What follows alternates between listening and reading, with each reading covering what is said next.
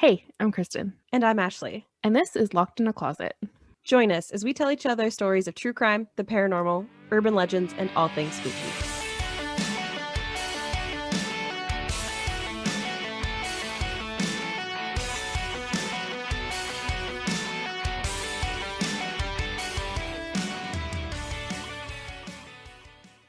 Hey, welcome back, everybody. Hello. How's it going? I hope everyone's had a good week. Yeah. It's gone by quick for me. I know. I don't even do anything all day. Yeah, no, this week has flown by. It's crazy. Yeah. It's also been so warm this week. And oh my God. Oh, like lifts your spirits. We hit 20 degrees yesterday. I know. This is coming from us in Ottawa, Ontario. It sounds insane. Yeah. The first really warm day, I think it was like last weekend or something. My memory on Snapchat from, I think 2 years ago. Yeah, because last year was COVID. We had like 3 feet of snow. I know. And I was like, what is happening? You know what? I gave Wyerton Willie shit, but like early spring. He wasn't wrong. You did. I did. I take it back. I'm so sorry, you groundhog, you. So weird. Except for today is like the perfect quintessential West Coast day, and I'm in love. Like it is raining so hard, and it is so like gray and drab and like foggy. I made myself a cup of like hot chocolate, and I just sat by the fire, and I was just like, you'd never guess that yesterday was 20 degrees. I know, it's so weird. Like just complete 180. It makes me so homesick. I don't even like the rain. I hated the rain when I lived in BC, but it makes me homesick. Ugh. Yeah. We don't get a lot of rain here. No. Like every once in a while we do, but oh my God, there was a crazy thunderstorm the other night. I don't know if you heard it. I forgot to ask you about the thunderstorm. Yeah, I barely slept that night because it was if it wasn't the lightning that was waking me up, because it literally felt like someone was in my room with like a flash camera. Mm-hmm.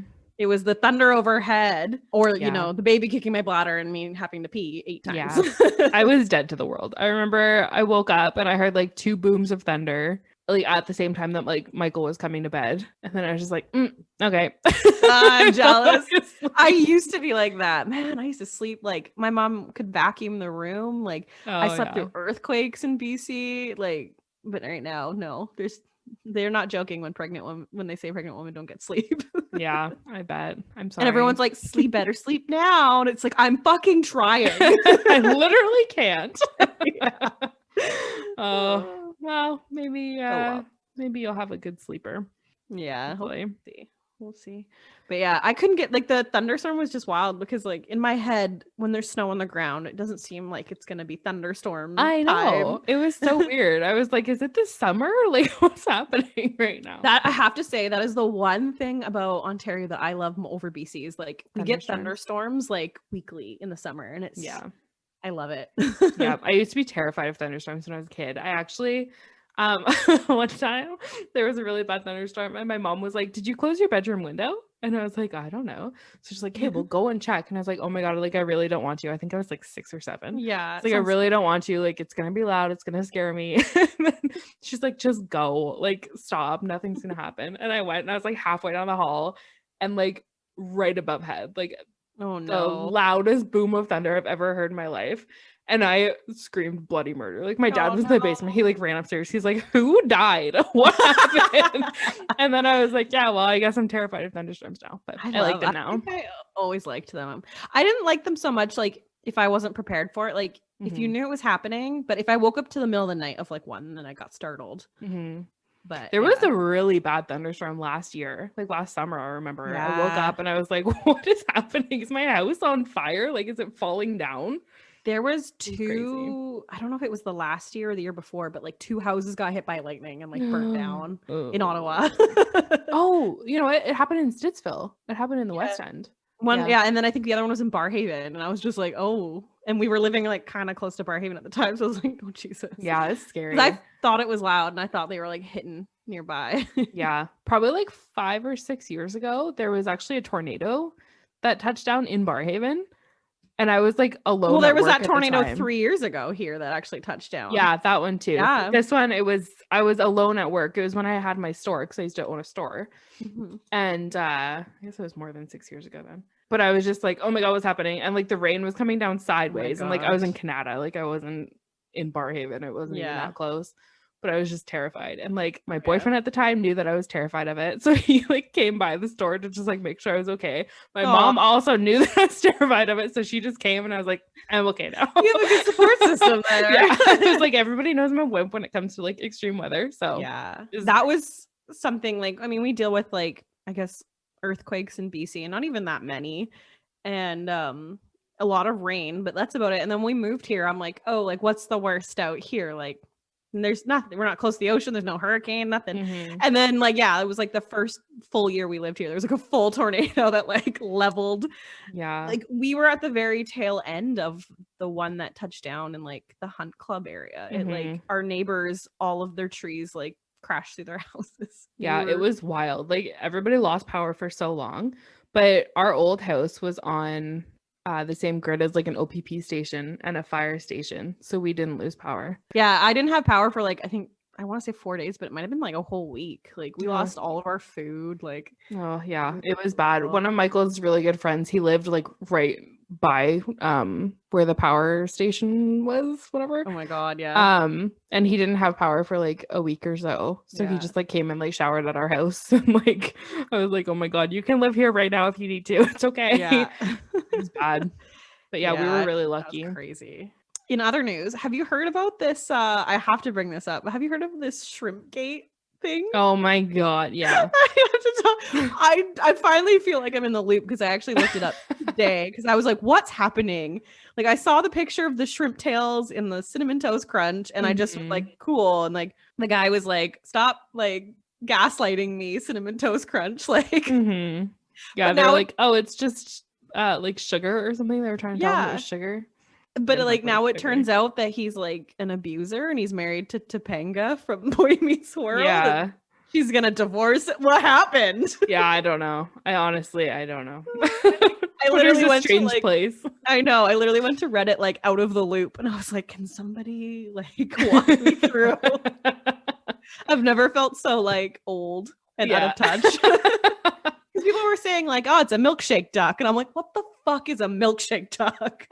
Yeah, I don't know. It's strange. Like you can tell that we're all bored right now because that's making news. Right. Well, and like, so is it a hoax? Like I'm hoping. I don't eat cereal, but now it's like I have no idea. It looks just like shrimp tails. Like it's really But also, like, how do we know that he didn't just like put shrimp tails in there and like get some cinnamon and coat it up? Maybe he was really bored and he decided to start over. That's what I think is like the general consensus is that it's actually like it is fake. Yeah, because it definitely looks like shrimp tails, but like how would that get in cereal? Like why would they have shrimp tails? And then there was some talk that like perhaps a rat had nested inside of that cereal box because there was like other things that they found like floss or something. I don't know. It's been my entertainment for the last like day and a half. Well, that's good. Yeah. Keeps you busy. I had to know if you had heard about this. Yeah. Unfortunately, I have. It's so dumb. Oh, also too, I just remembered speaking because our last episode we talked about the Yukon and like all the ghost stories. And a friend of mine, Marianne, she had actually messaged me and she's like, oh, I actually know why we say the Yukon. And I was like, oh, lay it on me. Yeah. So I guess, I mean, obviously this is history, not I guess, but it used to be all like the Yukon territory at one point, right? Like okay, Northwest territories. Yeah. So like, and then eventually it all got divided. And then I don't know, the Yukon just kind of still stuck. It sounds better. It does sound better. Yeah. Yeah. But it's funny. Yeah. I was so happy she told me. I probably butchered how she explained it. Well, thank you anyway. Yeah. I was like, oh my God, thank you. I mean, I feel like I knew that in the back of my mind, but it felt like learning something new. So yeah. Yeah, 100%. No, that definitely makes sense because it's the Northwest territories. Exactly. And then like, I guess at one point, the Yukon territories or the Yukon. Yeah, whatever. Yukon territory sounds weird, but whatever. Yeah. Anyway. That's good to know. So just a little follow-up if anyone cares. No, that's great. Okay. So I guess we should get into murder. Yeah. A mystery. So, less murder, more true crime for me this week anyway, because same. There's not actually any murder in mine. Less murder, more mystery. Ooh. Yeah. Who's going first? I think it's you. Me? I think so. Yeah, I think I went first last week. Okay, well, here we go. So I am doing the story of Shelly Chartier, who is also known as the Ghost of Easterville. Oh, wait. I thought we were doing a true crime episode. Yeah, I know. We are. And I don't know why she's called that. It doesn't really make sense. I guess I did do a murder in my ghost story last week, too. Yeah, that's true. We're just mashing We're things all over. up. Yeah. Okay, so real quick, I'm just going to say my sources. There's a really, really good article on cbc.ca called International Catfishing Scandal That Rocked the Sports World. Yeah, it's a catfishing story. Into this now. And then there's also a documentary by the CBC that I watched on YouTube. It's called The Crimes of Shelly Chartier.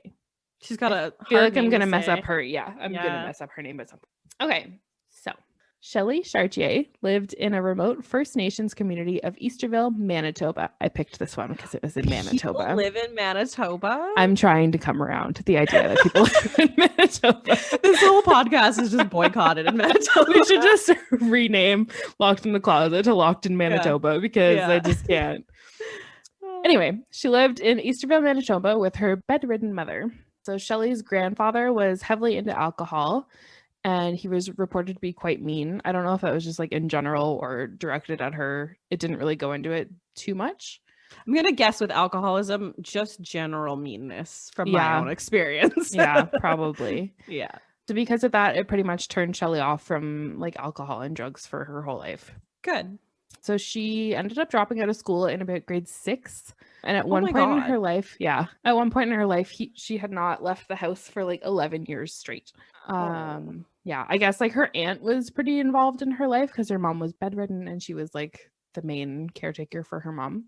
But if you don't leave the house for 11 years, like somebody's going to have to step in to bring you food and stuff. Yeah. So yeah, I'm pretty sure it was like her aunt took care of all that. So because of her not leaving the house and all that stuff, she basically only had the internet as like any source of like contact with the outside world. Okay. And then as many people did in the early 2010s, she turned to catfishing to like pass some time and like be entertained and stuff. Who has the energy? I know. I could never. Yeah. So the catfishing began in the fall of 2011 when Shelly friended NBA star Birdman Andersen on Facebook with a fake profile of Paris Dunn. So Paris was a real person, obviously.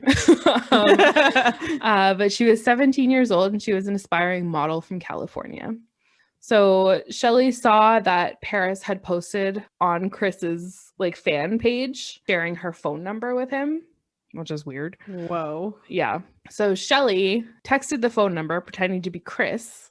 This gets a little bit complicated. Yeah. Don't ever post your phone number anywhere, people. Like, I feel like that doesn't even need to be said. Mm-hmm. Apparently it does. Yeah. Oh my God. Obviously, this is off topic, but apparently, anytime anybody says apparently, now I'm like, apparently, like that kid. As I was saying it, I was like, don't make a reference. Just shut up. No one will hear it. And I feel like I've said it like 12 times a day lately. It's like, apparently, I've never been on live television before. And apparently. I love that kid so much. I know, I love it. But I heard myself saying that. And I was like, and you heard it too. And so that means everyone else did. Damn it. We love that kid. He's great. Yeah, we stand. Okay, so at this point, she was pretending to be Dunn on Facebook while also texting the real Dunn pretending to be Andersen. Oh, Jesus. Okay, we're not done. Double catfishing. Yeah. So apparently that wasn't enough for her. So she decided to bring somebody else into the mix. And she started to message the real Dunn as Tom, which was Andersen's best friend and brother-in-law. And I guess it was like public knowledge that that was his best friend. And he was like also in the public eye. I don't know who he actually is. Yeah. So now the real Dunn is messaging with fake Andersen and fake Tom. Wouldn't he know that he's messaging as a fake friend? Like, no, Dunn is the girl. Oh, okay. Yeah. So like the real 17-year-old girl is messaging with the fake basketball player and his brother-in-law. Okay. Yeah. But they are both fake. Yes. Okay. Stick with me here. I'm trying. Not your fault. I just want to say you're doing a great job. Very confusing. Yeah. I like have so many like brackets in my story just being like fake, real. Like a family tree. Yeah. It's like all red lines all over my room. Okay, so I guess at the beginning of all of this, Real Dunn, I'm just going to call her Real Dunn, was messaging with fake Tom a lot, like to start out with. And eventually fake Tom gave Real Dunn fake Andersen's phone number, which was actually Shelly's phone number. Does that make sense? Yeah, I swear to God, I'm just picturing, like you said, that like with strings and this girl who's I don't know how she catfishing kept them track of all all. of it. It's insane. I don't get it either. Yeah. So pretty soon the conversations turned racy and photos began being sent back and forth between the Real Dunn and fake Andersen, which was actually Shelly. And since Shelly was now getting these photos from the Real Dunn, she starts forwarding them to the Real Andersen, pretending to be Dunn. So now Shelly is pretending to be Dunn and Tom and Andersen all at the same time. Jeez. To each other. It should be said. This is said, why you need to leave your house once in a while. Yeah. Like, come on now. Yeah. It should be said that the Real Andersen was not he was under the impression that Dunn was actually 21, not 17. Like, he had no idea that she was underage. Okay. And then the Real Andersen, thinking that he was having an adult conversation with an actual adult woman, began sending inappropriate photos back to the fake Dunn, which was actually Shelly. So now Shelly had nudes from the Real Andersen and the Real Dunn, but neither of them sent them actually to each other. At this point, why not just connect them? I know, like, hey, you guys obviously like each other. Yeah, exactly. Yeah. Oh, actually, she did. So in December 2011, Shelly arranges to have the two meet up. So Dunn flies from LA to Denver to meet up with Andersen. And Dunn said in an interview that the two had a really good time, but there were some moments when things that they were saying didn't line up with the text conversations that they had been having. So at one point, Andersen was playing Call of Duty on his Xbox and said, "Oh, your sister must be online." And Dunn was like, we don't have an Xbox. I don't know what you're talking about. So he, I guess, just like went and like deleted that friend and was like, okay, that's weird. And like, they didn't go into it any further, which is insane to me. Like, I'm too curious. I'd be like, wait a minute. Yeah. Like, didn't you tell me in this conversation? Yeah. Like look at my phone. Yeah. Yeah. But anyway, she seems like the world's weirdest matchmaker at this point. Yeah. Yeah. In like the interview, she's like, yeah, so I basically like, I got him laid. And I'm like, well, she's underage. Like, that's not okay. None of that is okay. No, I know. So that was December 2011. This is now February 2012. So the fake Andersen, so Shelly, asked the Real Dunn to fly to Indiana and pretend to get gaming lessons from a professional Call of Duty player. But like, she wanted her to pretend that she was doing that, but actually she wanted to steal the login information from him. But like, oh my goodness. If an adult man who's a professional athlete and also has a ton of money needs you to go and steal, like, wouldn't that be also a red flag for you? Because it would be for me. I'd be like, what are you doing with your life? This story's a red flag. I know. I don't understand how. I mean, I kind of got catfished by like friends a long time ago. Like, it was just silly. Yeah. Yeah. And like, I think I figured it out. But this is crazy. Yeah. So Dunn refused to fly to Indiana, which is good. And Shelly, obviously posing as Andersen, started to threaten her.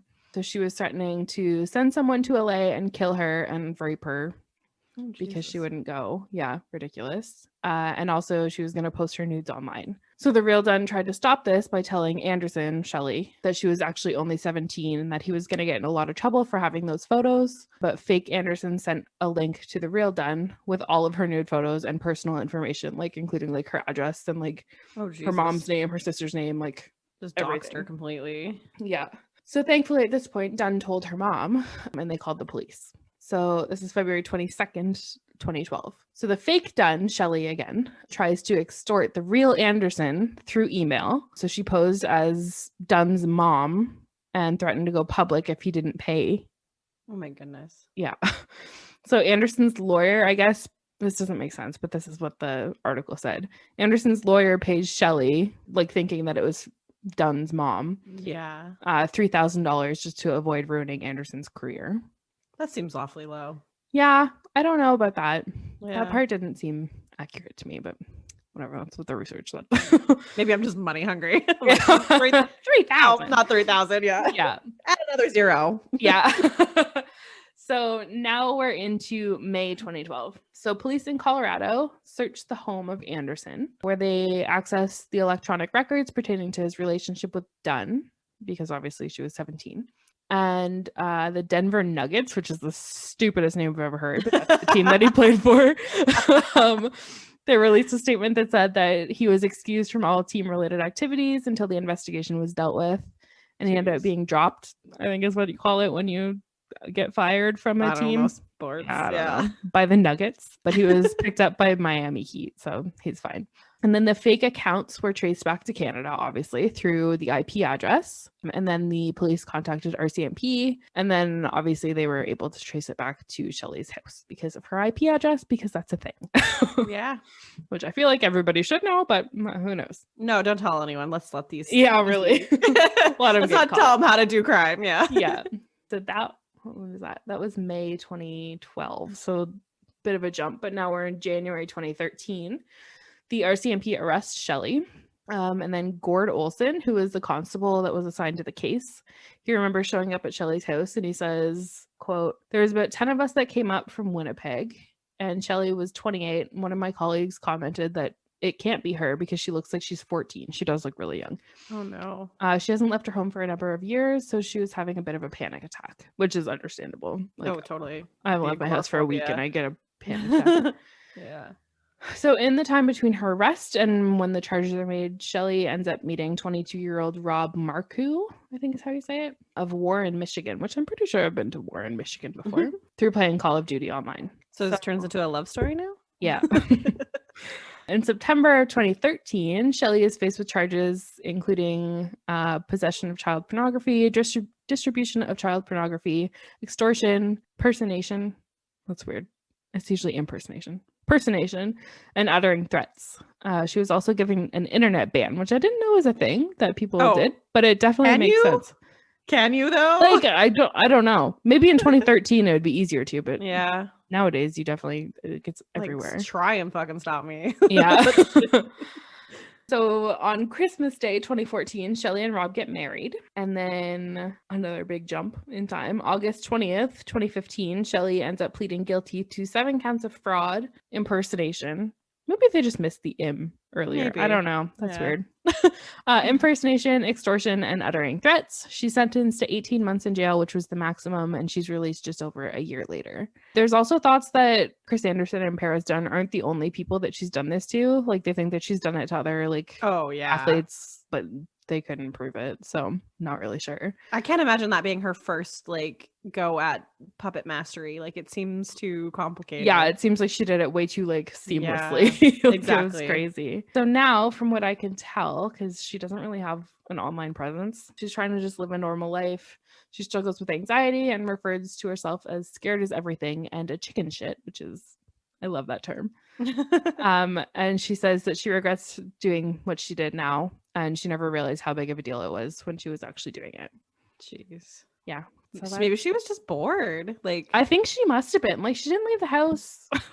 She, like, was taking care of her mom. Good Lord, though. I feel like all of us at one point were just like, oh, I could do this. That'd be funny. But, like, we don't take it to that stage. Kind of a power trip. Yeah. Yeah, it's crazy. But I mean, everybody seems to be doing fine now. Like, Paris Dunn is, like, I think she's 24 now, and she's in a relationship or married or something to, like, a 74-year-old man. Like, is she doing fine? I mean, I don't know. I don't know.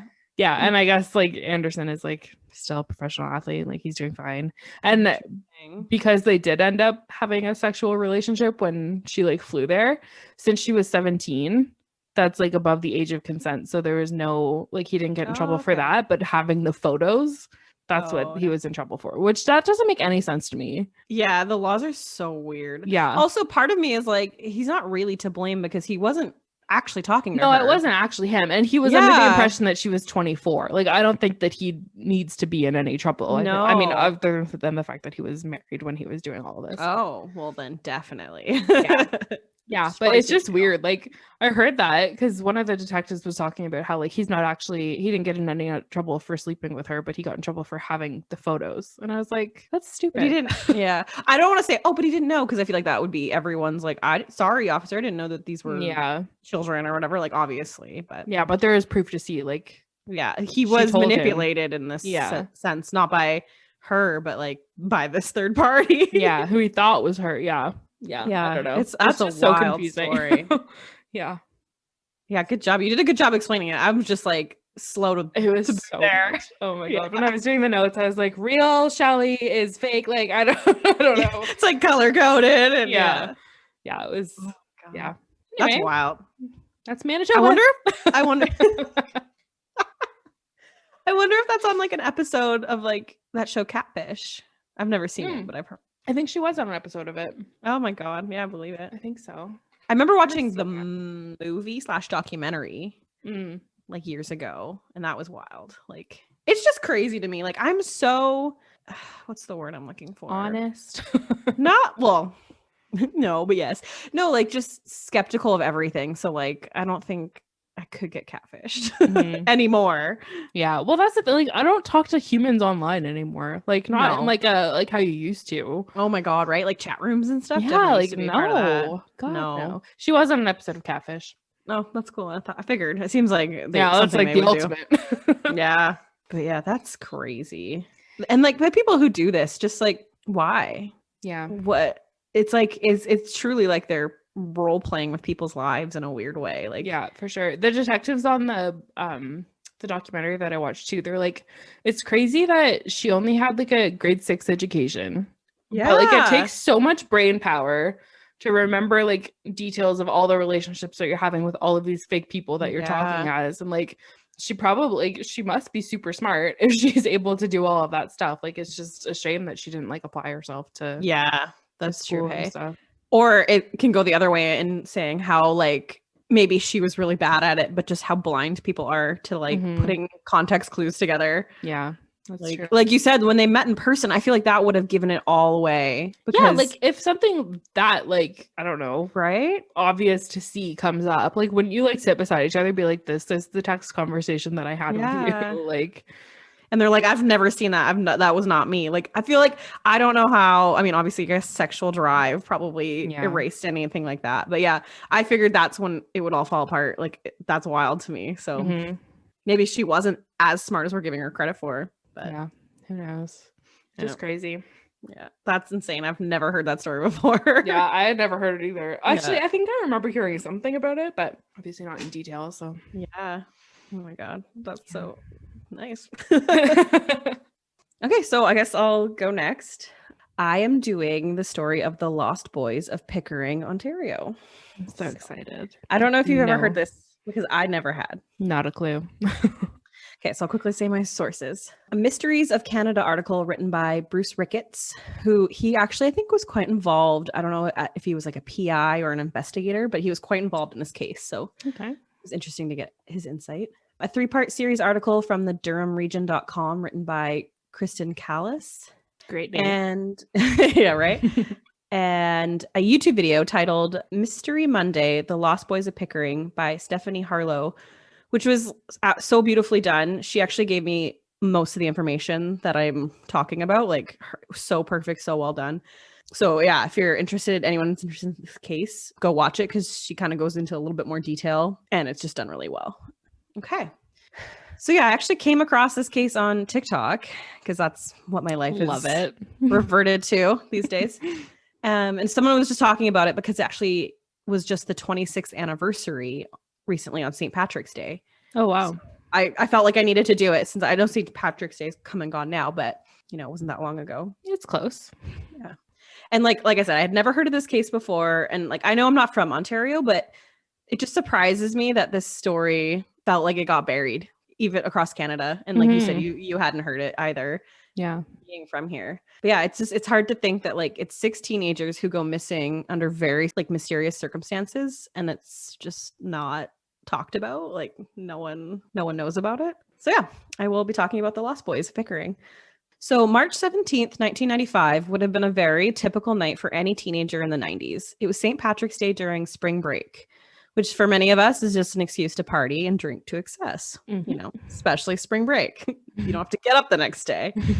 So this was exactly the case for 6 friends from Pickering, Ontario, which is located just a half hour's drive east of Toronto, if you're unfamiliar. It's one of those towns, like, and I think especially during the 90s, that was considered like one of those suburbs that was like away from the big city where you could, you know, it's a little bit more quiet, more safe, but still within a driving distance, so you could go have your job in the city.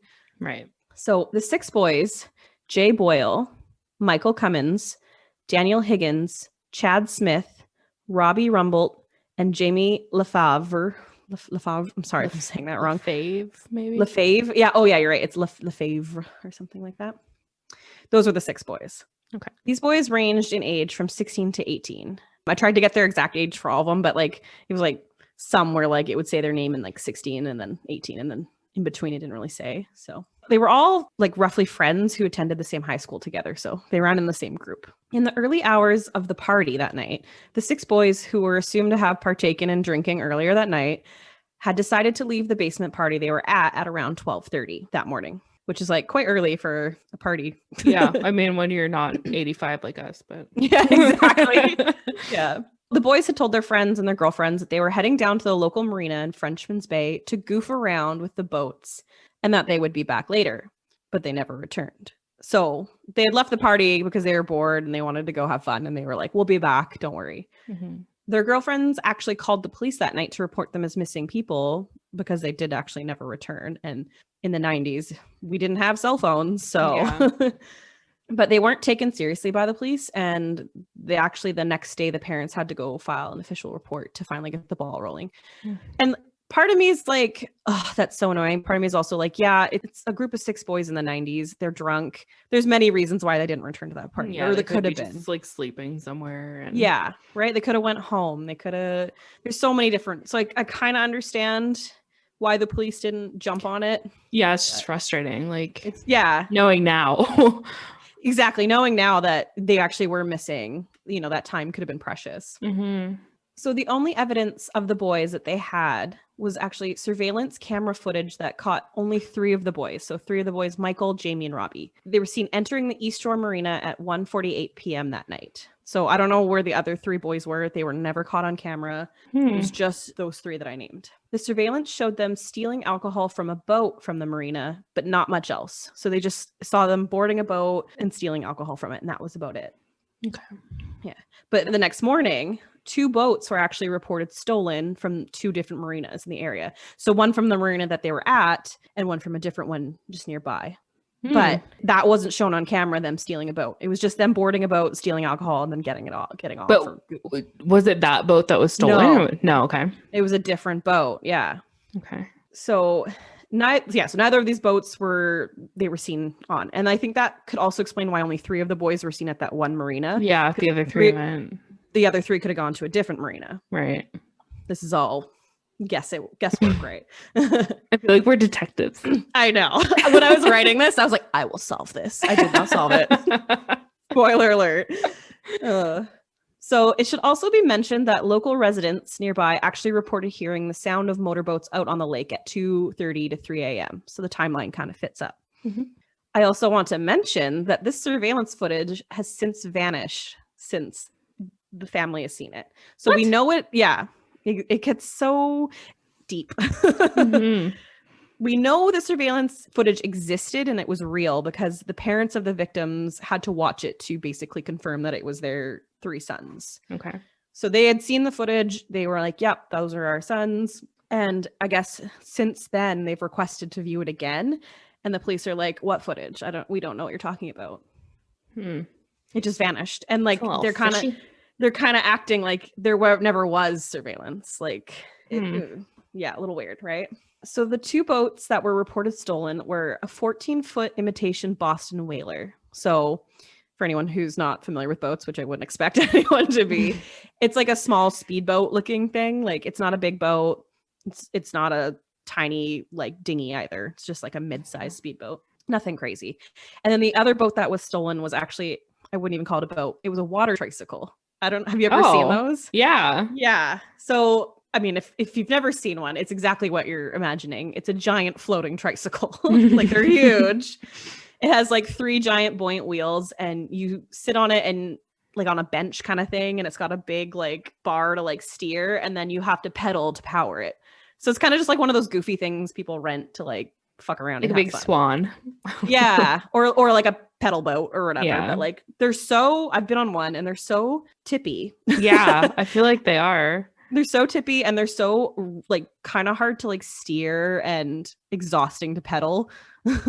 So like I don't think you would get very far on one of those things, honestly. It's an interesting choice to steal.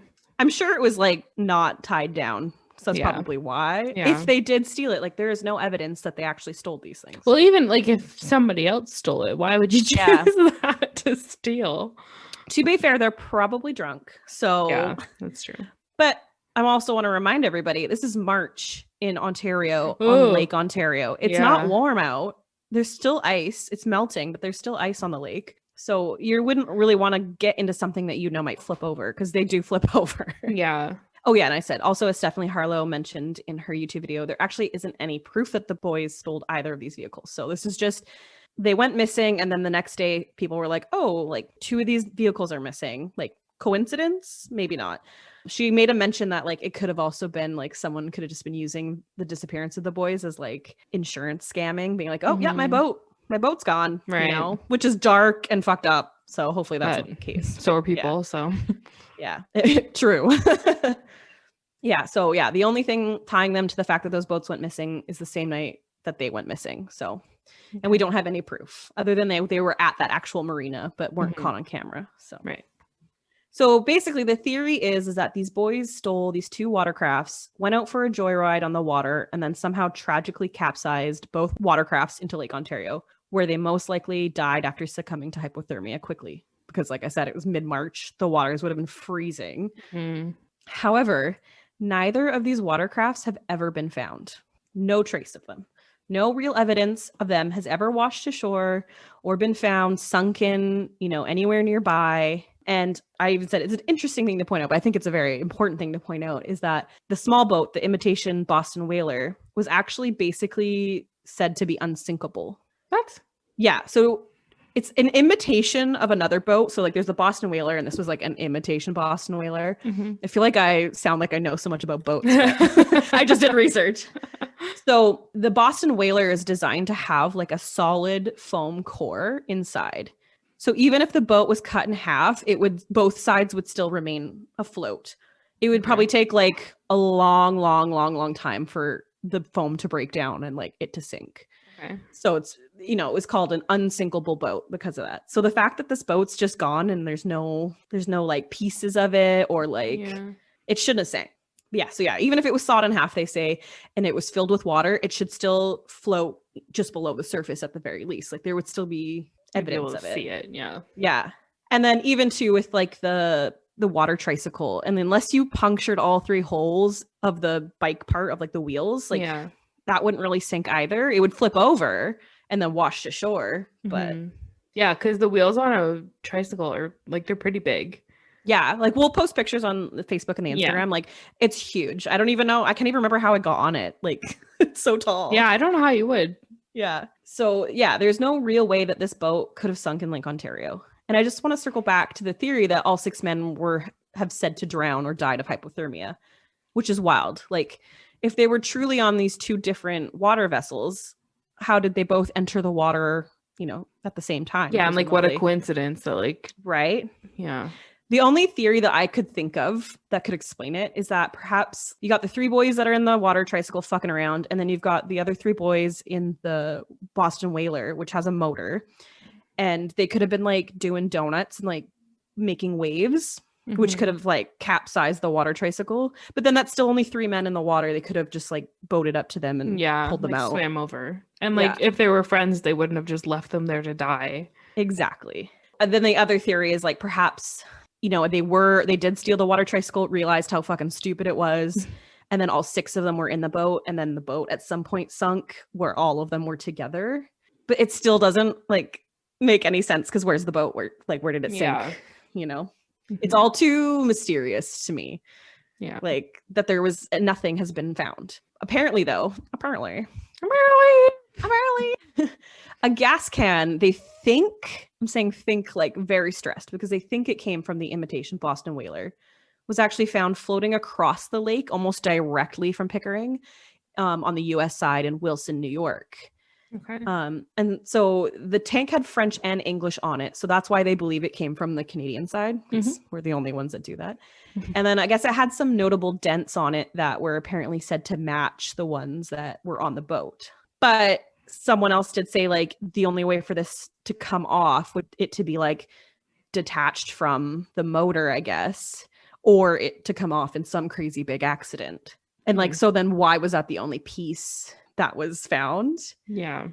And then other sources mention that it seems really strange for the gas can to show up where it did due to the currents and the wind patterns at that given day. Like it should have actually been pulled further east rather than like literally directly across from Pickering. Okay. Yeah.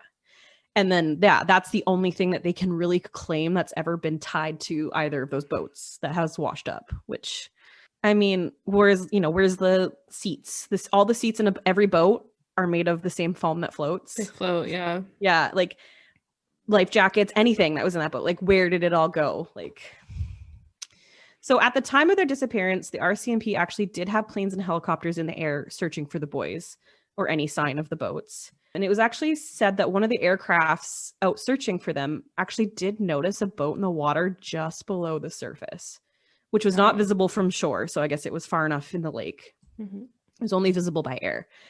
And apparently this tip was never said to have been followed up on. So like, why? Like, it seems strange to have something actually come back from your search efforts just to ignore it. Like, yeah, that's ridiculous. So obviously I went to Reddit while I was doing my research, and there was a thread where people had pointed out actually that there was a boat that was submerged just under the water near Frenchman's Bay that you could see like from Google Maps. Okay. And so they circled it and they showed her, and I was like, oh yeah, that's definitely a submerged boat. But it's actually easy to note that the boat that they found is like a different kind of boat than the one that was missing. It's actually like a catamaran. It's a lot larger and very different shape. So perhaps like that's why the tip was never followed up on, because maybe it was like already a known shipwreck. They're like, yeah, we know about that one. That's not it. I mean, we never got an explanation as to why they didn't follow up on it. So this is me just guessing. But it sits strange, because they said that the boat that they saw it looked like it was just below the surface. It hadn't gone all the way down, because it does take a while for even normal boats that aren't with a foam center to sink completely. Okay. A lot of air. And then also too, during the investigation, the Durham police had also contacted a company that uses a scanning technology to find shipwrecks, because in the Great Lakes, there's like a lot of shipwrecks, I guess. And so they were going to do a scan of the lake to see if they could find, the sunken boat near Pickering. But apparently just out of nowhere, just before it was supposed to happen, they broke off the contract and it was never conducted. Of course. Yeah. With no explanation. I'm assuming money was probably an issue, but also like, I got my conspiracy cap on. So. Maybe it was aliens. Maybe. Oh, I'm not kidding. There's an alien theory at the end. Of course, there's an alien theory at the end. I had to put it in. There's always an alien theory at the end. Yeah. So, of course, I've been saying there's never been any evidence of the boats or anything, but also none of the bodies have ever been said to be found either. Like, this is why they're called the Lost Boys, because they're just gone. And so for the Great Lakes, from my understanding, that's not super rare, because while Lake Ontario is it is the smallest of the Great Lakes and probably the most forgiving, I'm going to say, of them all. I actually learned recently that Lake Superior especially does not give up her dead. Oh. Yeah. So I'm going to try and summarize this shortly, because we're not a lake podcast. But maybe we should be. Maybe. I know a lot now. No. It's basically because of how cold the lake is. So typically if you die in a body of water, like any body of water, not just the lake, you will sink. Like you'll die, you'll sink. And then as you decompose and as like bacteria and stuff gets at your body, it causes it to like create these gases, which basically float you back up to the surface after a few days, where you get all bloated and nasty. But in Lake Superior, however, it is so cold that once you sink, because it's too cold for your body to begin that decaying process. And like there's no real bacteria or organisms that can survive in that temperature down there. So there's nothing to really eat away at you. It's basically like you're being refrigerated in a morgue, right? Is what they say. Yeah.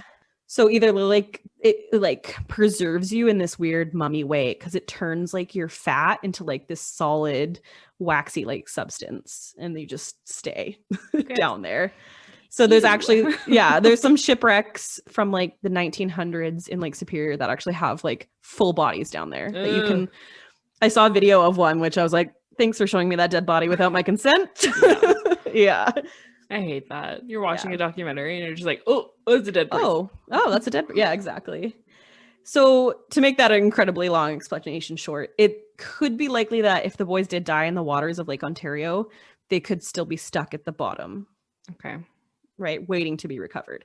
This could account for why their bodies have never been found because they're just down there. Because Lake Ontario, while it's not as deep, I'm sure it's deep enough at some points, like to get that same cold. Mm-hmm. There was a possibility that maybe one of the bodies did actually end up being found after 2 sets of human remains were discovered in the Niagara River near the Adam Beck Hydro Station. But that's located quite a ways down the river. And unfortunately, the river is flowing in the wrong direction for a body to be able to float that way. You know what I mean? So Lake Erie flows into Lake Ontario via Niagara Falls, and then the Niagara River flows into Lake Ontario. So if you died in Lake Ontario, you wouldn't be able to float back through the river because of the flow, because it's quite a strong river. So like it would basically be impossible if you died in Lake Ontario to somehow turn up in the middle of Niagara River. Right. That is if they did enter from the lake. So, you know, who knows, maybe something happened that night and their bodies were dumped in the Niagara River or something. Just a crazy theory. Anyways, one of the sets of remains were just bones, but the other remains actually had clothes still attached to it, and they were said to be described as one of the outfits the boys was actually wearing that night. And it was a very specific outfit. So the clothes were described by the people, like the first responders on scene, as red Levi Strauss jeans, which red jeans, no one. Yeah, nobody ever. That's rare, right? Like, I mean, not in like 2009. Exactly. I had them then. Yeah, and especially for 1993, like, or yeah, I think that's when this is. But anyway, so they were red Levi Strauss jeans with a 32-inch waist and then brown belt, and with white socks and then an empty black wallet. So Jay Boyle's mother actually claims shortly before her son went missing, she actually bought her son 2 pairs of jeans exactly like that. One was green, I think, and one was the red pair. Okay. And there's actually a photo of him wearing this red pair of jeans. I don't know if it's from that party, but it just shows that he owned a red pair of jeans, but he was wearing them that night, it was said. Okay. Yeah. So the family then requested they compare the DNA to the body to see if it was Jay's. However, the authorities denied the request. And at one point they said it cost too much money. So the family was like, fuck it, we'll pay for this. And then suddenly their tune changed to, oh, there's not enough DNA to compare. So even if we had the money, we can't. Like, do they not want to find what's happening? Right? I feel like so much of this is like, why is this being so... Anyways, kind of fishy, in my opinion. Mm-hmm. So I guess they attempted to get access to that evidence because they wanted to go through with it anyways, whether it was with a private lab or whatever. So they reached out, they wanted to get their hands on that evidence to get it tested. And the whole way along, they were denied for very like reasons that didn't make sense. They're like, oh, you need to get this notarized, when it's like, no, you don't. Like, just weird hoops they had to jump through. And so eventually, when they did get their hands on their clothes, they ended up being completely different as originally described. Right? So instead of these red denim jeans, they received a pair of orange pants made from a very different material, said to be covered in like a flame retardant sort of thing. Like, when I looked at the picture, it almost made me think of like those swishy track pant materials we all had in the 90s, like, you know, the like tearaways.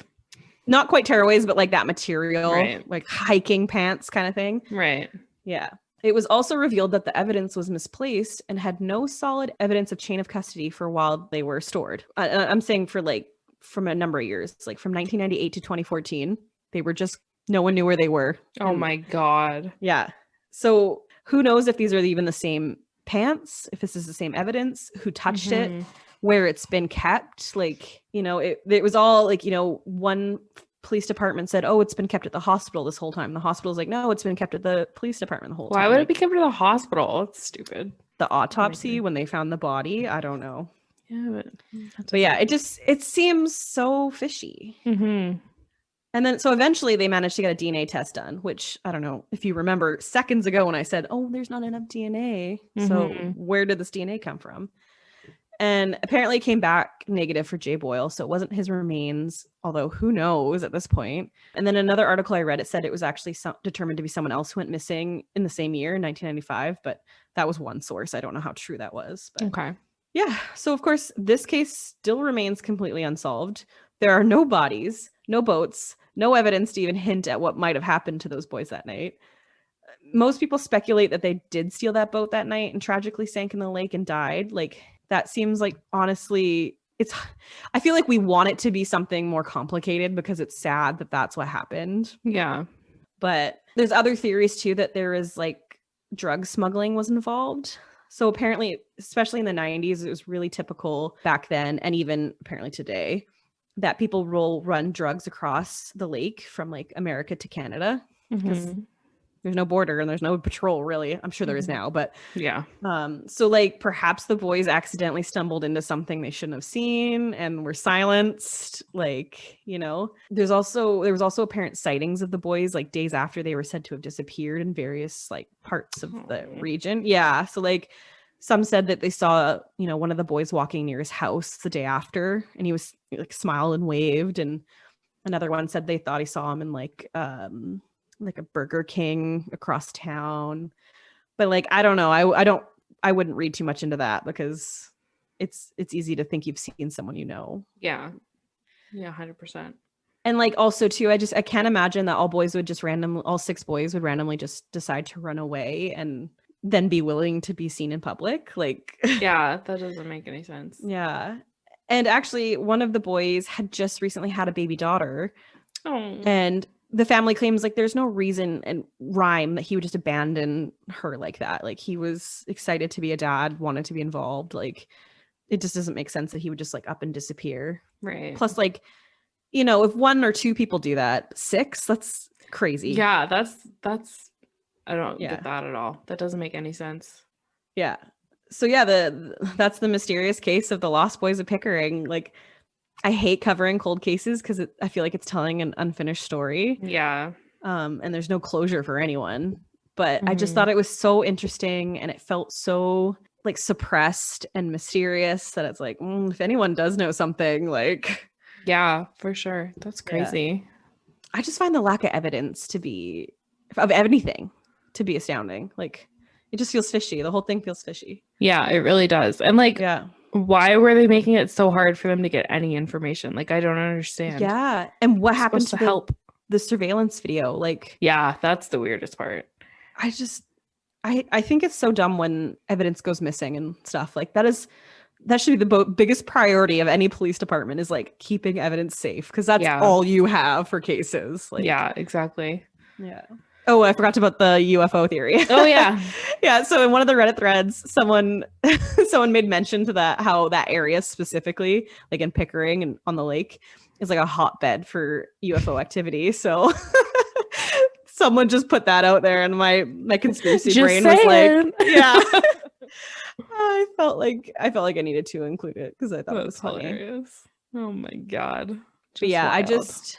I don't get how 6 people can disappear and nothing, not a shoe, not a bank card, I don't even know. Like, yeah, that's so weird. I just get it. I'm so fascinated by this case now. I just need it to be solved. Of course, it'll be one of those ones that will never 20 years from now we'll find something, hopefully. Yeah. Yikes. Well, that's depressing. Right? It's crazy though. Like, it is. Like, sure they were drunk, and sure if they stole a boat, but how is there nothing? How is there nothing? I know. That's so weird. I'd probably feel a fraction of how the families feel, like just like confused and mad that there's nothing else. But yeah. And like you said, somebody must have heard something, because think about how loud teenage boys can be. And think about how much louder drunk teenage boys can be. And sound carries over water. Yeah. Like, astoundingly. So if they were like hooting and hollering, and then they had more alcohol because they stole it from that boat, and there are houses, I don't know about in the 90s, looking on Google Maps now, there's houses all up and down like the lakeshore. Somebody must have heard something. Right? People did say they hear boat motors. And I guess I didn't include this earlier, but apparently the gas that they had, I don't know if the boat owner confirmed this, there wasn't a lot in the tank. So they couldn't have like gone so far. They couldn't have gone across the lake is basically what the guy said. There wasn't enough gas in that boat for it. So wow, that's so weird. Yeah. I hate mysteries, but I love mysteries. I know. I love them if there's like you actually know like this. Yeah, if it's solved. Like the ending and like the is it Love Pass one where it was just an avalanche, but people like to think it was something else. Yeah. That one's fun because you're like, oh, I know it's an avalanche, but I could like theorize it was a Yeti or yeah, UFOs. Sure. Yeah. Oh man. Well, that's a good story. Yeah. I'm sorry it was so sad compared to yours. Yours was okay. I saw it literally because TikToks are like max a minute long. I saw a TikTok of someone explaining it. I was like, I need more information. Yeah. What is happening? Yeah, that's crazy. I love on TikTok like how some people just do like the true crime stories, but they're just like doing a voiceover and they're just doing their makeup. Yeah, I've noticed a lot of those all day. I love those. They're so good.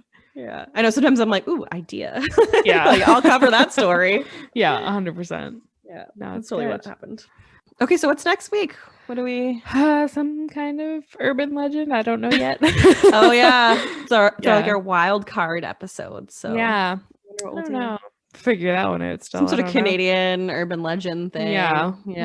I kind of had an idea because we'd covered Bigfoot in like the east and west coast. I was thinking because I was looking, perhaps we could do like water monsters because I know that there's like we have the Ogopogo on the west coast, and then I think there's one out east here. I'm drawing a blank on its name, but yeah, there's a couple water monsters. So we could always do something like that. So let's say next week we will be doing some sort of water monster creature urban legend. Yeah.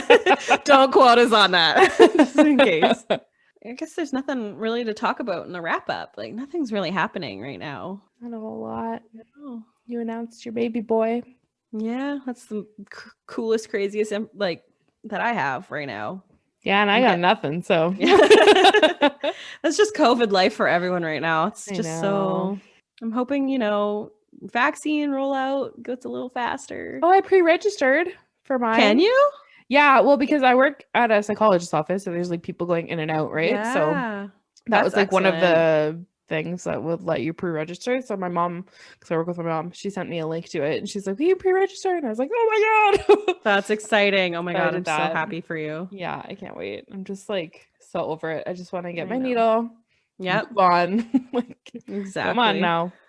It is infuriating to watch, like especially on TikTok, like these kids. And they're like, got my vaccination. I'm like, we're still in our 60s here. Like, I know. When is it going to be my turn? Like, so I'm going to have this kid and it's going to be like 1 year old by the time I'm allowed. I know. It's wild. Yeah.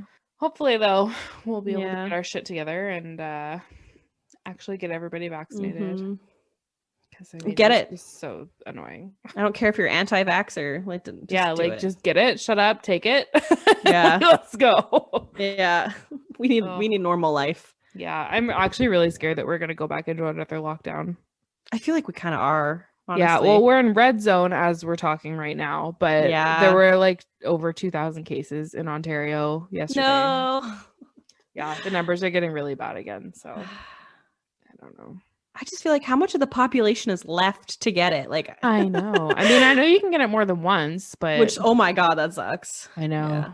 I've been terrified of that because I've said 8,000 times. I'm pretty sure I had it like so last February. So I think that honestly, I feel like I would have got it again if I didn't already have like the antibodies because I just always get sick with everything. So yeah, I've been lucky to avoid getting any sort of sickness this year or last year, which was great. Yeah, touch wood. Love masks. I will forever wear masks now. Like, I might not wear them the way I wear them now, but like if I feel under the weather, I'm gonna wear a mask. Yeah, like it's just common decency now. Yeah, no one needs to get strep throat or the flu just because I was at a grocery store. Like, yeah. So I was saying like there's definitely some protocols and stuff that should definitely stay in place after COVID is dealt with. I mean, I'm a little disappointed with the way that, not to get political, but the way that Ontario has treated, like how they voted no on sick days in Ontario, paid sick days. Like that needs to be a human right. Like I remember, oh my God, I don't know if you heard that, but my stomach just growled so loud. I didn't hear it.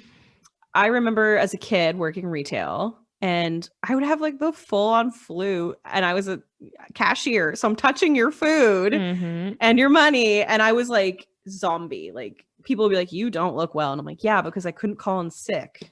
Yeah. Because I need the money, or B, there's no cover. Like, yeah. And I'm like just spreading like typhoid fucking Mary as I'm bagging their groceries. Yeah. Like, my mom actually just shared something on Facebook like 5 minutes ago that I saw. Yeah. It was call for Congress on Twitter. It looks like said, if you call off sick, you're not leaving your coworkers shorthanded. Your boss did that.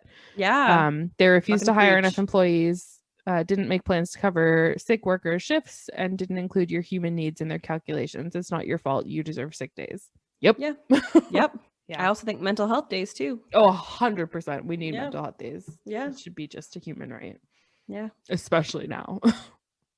I feel really bad, especially for people who have chronic illnesses. Like I worked in a office setting, and I had a coworker / friends, and she got diagnosed with Crohn's while working there. And so she was out a lot, because Crohn's especially is a really hard one to manage. There's, they don't really know too much about it. And there would be some days where she'd be like, I can't come in. Like my stomach, like my intestines, like everything's so sore. And you could tell it was like frustrating, like our bosses and stuff, because it's like it's not, Crohn's especially is not a visible disability. Like, yeah. So they were like, you're probably fine. And it's like, no, she's like on the floor thinking like her appendix is going to burst, because that's like the kind of feeling it is almost. Yeah. And like, or, just the sheer amount of like doctor's appointments she needed to go to, or hospital visits. Like, it's just tragic, because even if you are sick, you're still not believed, or you're still not respected, and you're a nuisance to them, essentially, is how they feel. Yeah. It's just ridiculous. Yeah. We're all humans. Yeah. We all hurt in different ways, and we all have different pain thresholds. Yeah, exactly. Oh, I did see a thing. One state, I think it was New York, maybe. They were like going to try to pass like leave for if somebody has a miscarriage. I saw that too. That's awesome. Such a good idea. Yeah. That's so good. I couldn't imagine like trying to just work through like, oh my gosh, no. Going through that. Oh, no, that's part of bereavement, in my opinion. Like, yeah. Which really that's a whole other topic, because like I know when my brother passed away, I think I was given like technically you're given 3 bereavement days. Yeah, that's it. I took a lot longer than that. And then of course my husband took time off with me, and he had to take vacation. It didn't count because it wasn't his family. But it's just ridiculous. I was like, well, yeah, of course it is his family. Like, I'm his family. His family's my family now. Yeah. Vice versa. Like, it just drove me crazy that they're like, oh no, sorry, that doesn't count. Like, yeah. Yes, it does. Okay. Yeah, it counts. Yeah. Family at this point should be a vague term. It's like family is who you choose. Yeah, exactly. Yeah. Exactly. Just not so. Yeah. So do better, employers. Yeah, come on. Yeah. All right. We should probably end this thing. Yeah, I'm getting on a political tirade. That's how we know we need to end it. Ashley's going off again. I'm going off. Everyone needs more rights. Yeah. When we're on the subject, let's just move to like a 4-day week, 3-day weekend. Yes, I have been preaching that for fucking years. It'd be so nice. Oh god. Yeah. Maybe 7-hour days and I sound lazy, but I feel like it's been 100 years since we've changed the rules of the workforce. I think it's time we kind of reevaluate. Yeah. 100%. I'm with you. Okay. All right. Stay tuned for our next episode where we talk about something spooky. Who knows? So until then, keep on creeping on.